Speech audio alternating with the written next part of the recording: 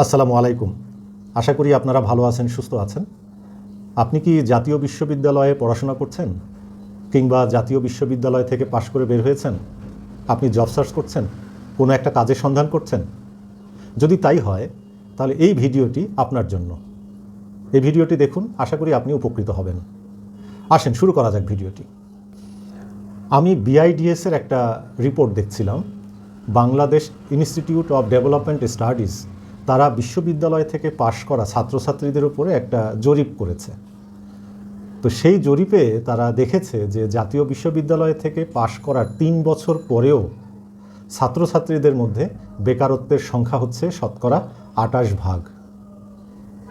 তারা যে সংজ্ঞা অনুযায়ী বেকারকে চিহ্নিত করেছে, সেই সংজ্ঞাটা তারা নিয়েছে বিবিএস থেকে। বাংলাদেশ ব্যুরো অফ স্ট্যাটিস্টিক্স বলছে যারা এক সপ্তাহে 1 ঘন্টাও কাজ করে নাই, কিংবা মাসে একদিনও কাজ করে নাই, তারা বেকার। তো এই সংজ্ঞা অনুযায়ী জাতীয় বিশ্ববিদ্যালয় থেকে পাশ করে বের হওয়ার 3 বছর পরেও বেকার আছে, তাদের সংখ্যা হচ্ছে শতকরা 28%। সংখ্যাটা একেবারে কম না, কিন্তু আমি মনে করি এই সংখ্যা আরও অনেক বেশি হবে। হয়তো এই সংখ্যা শতকরা 50%-এরও বেশি। সংখ্যা যাই হোক না কেন, জাতীয় বিশ্ববিদ্যালয় থেকে পাশ করে ছাত্রছাত্রীরা যে অনেকেই বেকার, এটা নিশ্চিতই বলা যায়। তো তারা বেকার কেন? তারা যদি বেকার হয়, তার কারণগুলো কী কারণে তারা এই বেকারত্বের অভিশাপের মধ্যে পড়ে আছে, আর এখান থেকে বের হয়ে আসার উপায় কী? জাতীয় বিশ্ববিদ্যালয়ের ছাত্রছাত্রীরা তাহলে কি করবে, তাদের করণীয় কী? এই সম্পর্কেই ভিডিওতে আমি বিস্তারিত আলোচনা করব। আশা করি আপনারা পুরো ভিডিওতে আমার সাথে থাকবেন। প্রথমে দেখে নিই যে জাতীয় বিশ্ববিদ্যালয় থেকে যারা পাশ করে বের হচ্ছে, তারা জব পাচ্ছে না কেন, কারণ কি? জব না পাওয়ার বা বেকারত্বের যে কারণগুলো বলা হয়, তার মধ্যে দুর্নীতি একটা কারণ। অবশ্যই আমরা সবাই স্বীকার করি, সেটা শুধু জাতীয় বিশ্ববিদ্যালয়ের ছাত্রছাত্রীদের ক্ষেত্রে না, এটা সব ক্ষেত্রে। দুর্নীতি একটা কারণ হলেও দুর্নীতি কিন্তু একমাত্র কারণ না, আরও অনেক কারণ আছে। জাতীয় বিশ্ববিদ্যালয় থেকে যারা পাশ করে বের হচ্ছে, তারা মূলত জেনারেল এডুকেশন নিয়ে পাশ করে বের হচ্ছে। তারা আর্টস, হিউম্যানিটিজ বা সোশ্যাল সায়েন্স থেকে পড়াশোনা করছে। টেকনিক্যাল এডুকেশন জাতীয় বিশ্ববিদ্যালয়ে অনেক কম, কিন্তু জব মার্কেটে ইঞ্জিনিয়ারিং, টেকনোলজি, টেকনিক্যাল বিষয় যেগুলো আছে, কিংবা বিষয়ভিত্তিক যে জবগুলো আছে, সেগুলোর সংখ্যা বাড়ছে। কিন্তু জেনারেল এডুকেশন থেকে যারা পাশ করে বের হচ্ছে, তাদের সাথে ম্যাচ করে যে জবগুলো, সেই জবগুলো ক্রিয়েট হচ্ছে না। লার্জ এবং হেভি ইন্ডাস্ট্রিতে জব ক্রিয়েট হচ্ছে না। তো এখন দেখা যাচ্ছে যে যে হারে গ্র্যাজুয়েট আমরা তৈরি করছি, সেই হারে জবের সংখ্যা বাড়ছে না। আমাদের গ্র্যাজুয়েটের সাপ্লাই হয়ে গেছে এত বেশি, বিশেষ করে জেনারেল এডুকেশন থেকে যারা আসছে, সেই তুলনায় জবের সংখ্যা অনেক কম। যারা টেকনিক্যাল এডুকেশন পাচ্ছে, বিভিন্ন ধরনের কারিগরি শিক্ষা পাচ্ছে বা বিষয়ভিত্তিক শিক্ষা পাচ্ছে, জব অনুযায়ী তাদের সাবজেক্ট বা ডিসিপ্লিনের একটা মিল আছে, তাদের পক্ষে জব পাওয়াটা যতটা সহজ হচ্ছে, জাতীয় বিশ্ববিদ্যালয় থেকে পাশ করে যারা বের হচ্ছে, তাদের জব পাওয়াটা ততটা সহজ হচ্ছে না। আরও কয়েকটা কারণ আমরা দেখি, একটু গভীরে যাই। জাতীয় বিশ্ববিদ্যালয়ের কলেজগুলোতে শিক্ষার মান নিয়ে প্রশ্ন আছে।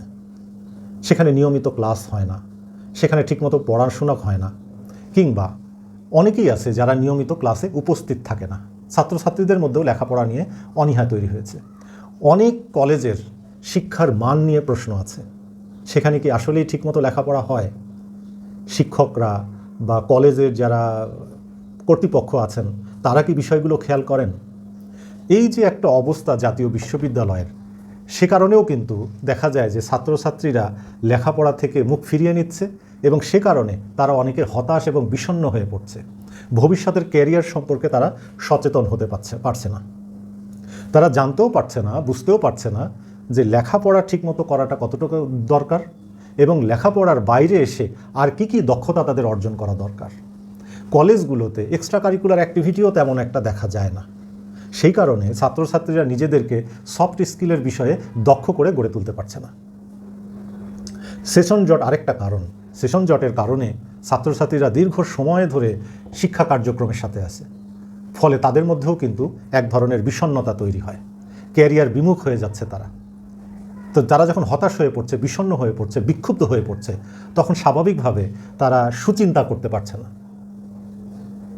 এই যে কারণগুলো আমি বললাম, এই কারণগুলো কিন্তু জাতীয় বিশ্ববিদ্যালয়ে কিন্তু দেখা যাচ্ছে। আরেকটা বিষয় আমি বলি, যেখানে জাতীয় বিশ্ববিদ্যালয়ের ছাত্রছাত্রীরাও সাফার করছে এই বিষয়টার মধ্যে, যে গত 5 বছর, এটা কিন্তু বিবিএসের রিপোর্ট অনুযায়ী আমি বলছি, গত 5 বছরে বেকারের সংখ্যা বেড়েছে দ্বিগুণ, গত 10 বছরে বেড়েছে এটা 3 গুণ। এই যে 5 থেকে 10 বছরের মধ্যে বেকারের সংখ্যা যে দ্বিগুণ 3 গুণ হয়ে গেল, সে কারণে কিন্তু বেকারের সংখ্যা বেশি হওয়ার কারণে প্রতিযোগিতা বাড়ছে। প্রতিযোগিতা বাড়ার কারণে যেখানে গ্র্যাজুয়েটের সাপ্লাই অনেক বেশি এবং জব মার্কেটে জবের সংখ্যা কম, সেই কারণে রিক্রুটারদের বার্গেনিং পাওয়ারও কিন্তু অনেক বেশি। এর ফলে কি হচ্ছে, তারা একটা হাই প্রোফাইল জবের জন্য তারা অনেক কম প্রাইস অফার করছে, স্যালারি বেনিফিট এগুলো কম অফার করছে। ফলে এই জাতীয় বিশ্ববিদ্যালয়ের ছাত্রছাত্রীরা তারা অনার্স পাস করছে, মাস্টার্স পাস করছে, করার পরে তারা যখন জব মার্কেটে আসছে তখন তারা দেখছে যে এত ভালো জবের জন্য স্যালারি অফার এত কম, তখন তারাও কিন্তু এটা নিয়ে আরও বেশি হতাশ হয়ে পড়ছে। আরেকটা বিষয় যদি আপনি দেখেন, যে আনস্কিল্ড এবং সেমি স্কিল্ড যে জবগুলো, সেগুলোতে কিন্তু রিক্রুটমেন্ট ভালোই হচ্ছে, সেইখানে কিন্তু বেকারত্বের হার কম। কিন্তু যে জবগুলো স্কিল্ড জব, একটু হাই প্রোফাইল জব, মোটামুটি ভালো জব, সেই জবগুলোতে কিন্তু প্রার্থী পাওয়া যাচ্ছে না। তো এখন রিক্রুটারদের কাছে যদি আপনি জিজ্ঞেস করেন, তাহলে তারা বলবে যে আমরা যোগ্য প্রার্থী খুঁজে পাই না, কারণ আমরা যে স্কিলগুলো প্রার্থীদের মধ্যে চাই, সেই স্কিলগুলো এই জব প্রার্থীদের মধ্যে নাই।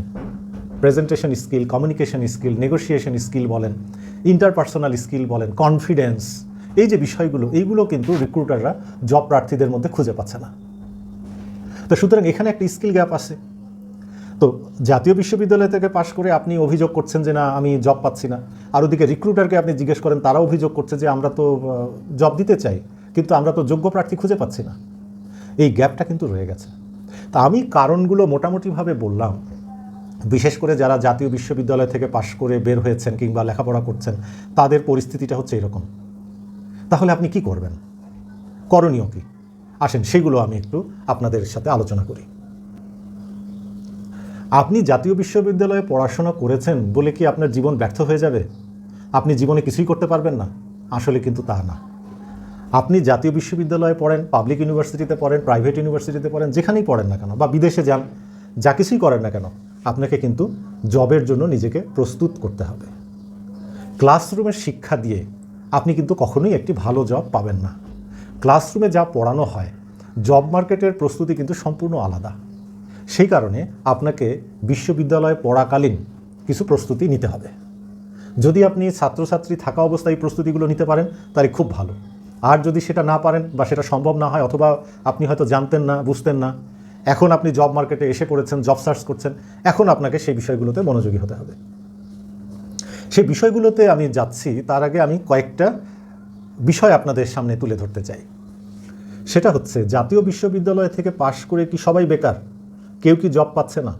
কেউ কি বিসিএস পাশ করছে না? কেউ কি গভর্নমেন্ট জব পাচ্ছে না? কেউ প্রাইভেট জব পাচ্ছে না? কেউ কি বিদেশে গিয়ে উন্নতি করে নাই? কেউ কি তাদের কর্পোরেট ল্যাডারের অনেক উপরে ওঠে নাই? কেউ কি বড় ব্যবসায়ী হয় নাই? কেউ কি বড় এন্টারপ্রেনার হয় নাই? হয়েছে। জাতীয় বিশ্ববিদ্যালয় থেকে পাশ করেও অনেকেই ক্যারিয়ারে সফল হয়েছে এবং হচ্ছে এবং আগামীতেও হবে।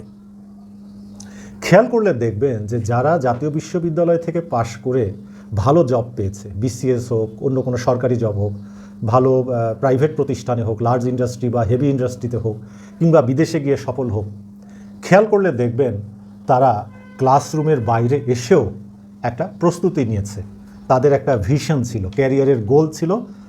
যারা ক্যারিয়ারে উন্নতি করেছে জাতীয় বিশ্ববিদ্যালয় থেকে এসে, তারা নিজের চেষ্টায়, নিজের পরিশ্রমে এটা হয়েছে। তাদের নিজ দক্ষতায়, নিজ গুণে তারা এটা করতে পেরেছে।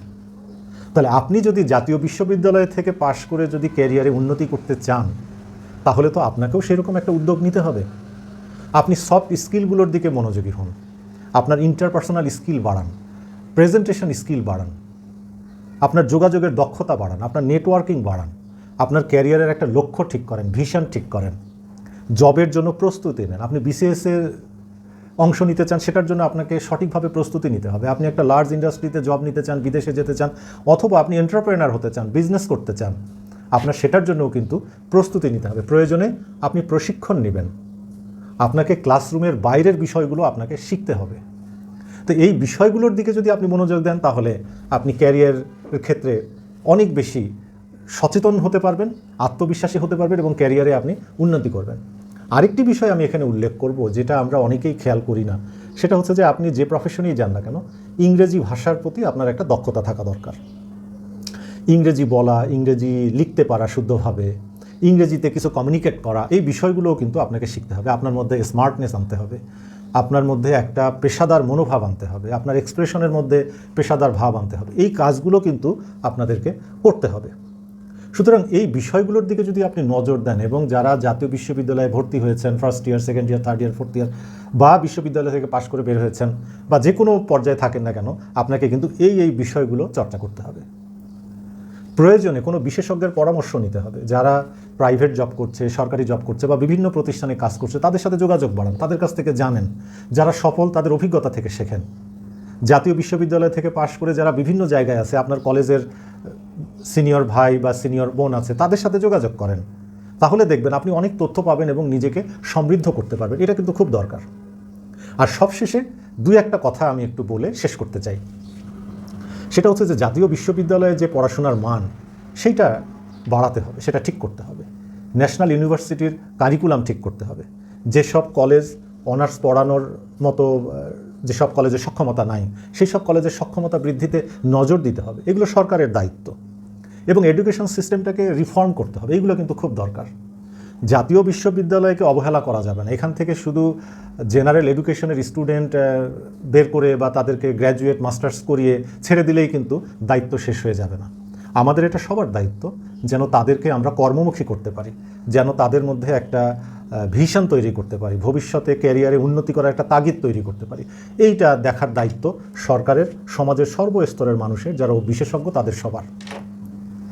আজকের ভিডিওটি এই পর্যন্তই। যারা জাতীয় বিশ্ববিদ্যালয় থেকে পাশ করেছেন বা পড়াশোনা করছেন, তারা আশা করি এই আলোচনা থেকে উপকৃত হবেন। যারা ভিডিওটি দেখলেন, যদি কোনো মন্তব্য থাকে অবশ্যই মন্তব্য জানাবেন। আমার ভিডিওটি লাইক, শেয়ার করবেন এবং আমার চ্যানেলটিকে সাবস্ক্রাইব করে সাথে থাকবেন।